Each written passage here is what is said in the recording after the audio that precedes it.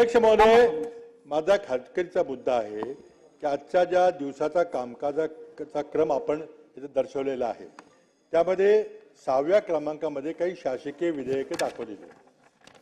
अध्यक्ष महोदय, आपण आमच्या अधिकाराचं आज शासनानं 6व्या क्रमांकामध्ये एक विधेयक, दोन विधेयक आहेत, पण एक विधेयक महाराष्ट्र विशेष जनसुरक्षा विधेयक 2024 हे दाखवलेलं आहे। पुनर्स्थापनार्थ आहे, काही हरकत नाही, आपल्याला विधेयक मांडायचा अधिकार आहे, पण लगेच आपण ते विधेयक पास करणार आहे। आणि अध्यक्ष महोदय, अजूनही त्या विधेयकाची प्रत पिजन होल्डमध्ये ठेवलेली नाही। महाराष्ट्राच्या दृष्टीने इतकं महत्वाचं विधेयक आहे। आज या जनसुरक्षा कायद्याखाली तुम्ही कोणालाही उद्या अरेस्ट करू शकणार आहे आणि हा असा लपून छपून कायदा आणायचा चाललेला आहे। आपण आमच्या अधिकाराचं संरक्षण करावं ही आमची विनंती आहे। आज काय अर्जन्सी आहे एवढी? अजून तुम्ही बिल छापलेलं पण नाही, कदाचित मंत्री महोदयांना पण माहित नाही काय बिल आहे ते, कॅबिनेटमध्ये चर्चा झाली की नाही मला माहिती नाही, पण तेच बिल तुम्ही अजून, मला माहिती नाही, पण तेच बिल तुम्ही अजून पिजन हॉलमध्ये टाकलेलं नाही आणि ते बिल आपण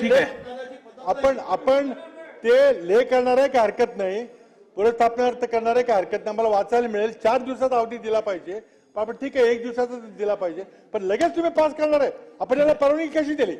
सन्मान्य आमच्या अधिकाराचं संरक्षण केलं पाहिजे। सन्मान्य पृथ्वीराज चव्हाण साहेब या सभागृहाचे ज्येष्ठ सदस्य आहेत, या राज्याचे माजी मुख्यमंत्री राहिलेले आहेत आणि त्यामुळे त्यांना हे अवगत करायची मी तर खरं गरज नाही, कारण आपण मुख्यमंत्री असतानाही मी आपल्याला प्रेसिडेंट दाखवतो जेव्हा आपण इंट्रोडक्शन आणि कन्सिडरेशन एकाच दिवशी घेतलेले आहेत।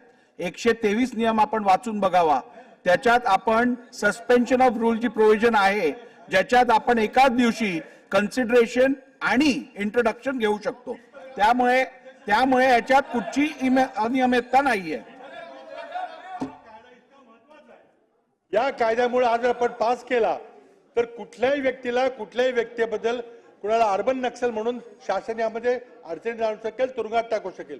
निवडणुकीची ही तयारी आहे, पूर्व तयारी आहे आणि हा कायदा आम्हाला किमान, मी आपल्याला म्हणणं मान्य करतो की त्याच दिवशी आपल्याला अगदी विशेष परिस्थिती असेल तर करता येईल, पण निदान बिल वितरित तरी करा ना।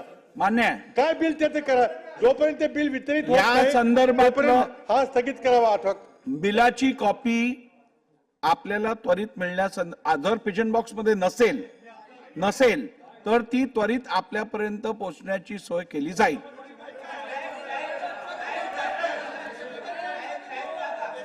एक मिनिट, चला एक मिनिट अध्यक्ष महोदय, हे काय योग्य नाही। अध्यक्ष महोदय देतो, आपल्या पाठवून देऊ ना। एक मिनिट बाबा, अध्यक्ष महोदय, विनंती, आपण सर्वोच्च या सभागृहाच्या सर्वोच्च स्थानावर आहात। खरं तर महाराष्ट्राचं अधिवेशन सुरू आहे, महाराष्ट्रातील जनतेचं लक्ष या सगळ्या अधिवेशनाकडे, सगळ्या घडामोडीवर असतं। रोज लाईव्ह पाहणारे आपल्याला रोज 50 लाख लोक दिसतील, हे सगळं आपण आपल्याकडे उपलब्ध आहे ती माहिती। अध्यक्ष महोदय, मला एवढीच विनंती करायची आहे, बघा यापूर्वी झालेल्याचा रेफरन्स देऊन, दाखला देऊन आपण जे मांडलं त्याबद्दल विरोधी पक्ष नेते आपण सर्वप्रथम हे चुकीचं रेकॉर्डवरती आणायचं थांबवायला पाहिजे, कारण मी आपल्याला नियम सांगून सांगितलं की कसं हे करता येतं, मी 500 दाखले देऊन आपल्याला सांगितलं नाही।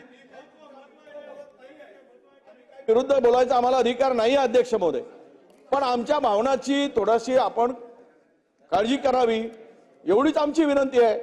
खरं तर हे बिल इतकं महत्वाचं बिल होतं, आज सकाळी हे बिल जर आमच्या लक्षात आलं आणि आमच्या प्रिजन हॉलमध्ये दिसलं असतं, आम्हाला त्यातले मुद्दे काढून चर्चा करता आली असती। या बिलावर 3 दिवस बिलावर चर्चा करायला वेळ नाही, आम्ही 2-2, 3-3 तास या बिलावर आम्हाला बोलता येईल, परंतु अध्यक्ष महोदय लगेच बिल इंट्रोड्यूस केलं आणि पुन्हा संमत करायसाठी, हे चुकीचं होतंय कुठेतरी। महत्वाचं बिल आहे म्हणून, साधा बिल असेल तर विचारलं तर आम्हीच म्हणतो करा मंजूर, लगेच करून टाका, सहमती झाली तर, पण यामध्ये मात्र थोडासा वेळ द्यावा। आज इंट्रोड्यूस करावं बिल आणि उद्याला या बिलावर चर्चा घ्यावी, माझी विनंती आहे। निर्णय आपला आहे, अधिकार आपला आहे, आपण जो निर्णय घ्याल तो आम्हाला मान्य आहे, पण आमची विनंती आहे विरोधी पक्षनेता म्हणून, विरोधी पक्षातर्फे, की हे बिल आज इंट्रोड्यूस करावं आणि उद्या यावर चर्चा करून संमत करावं।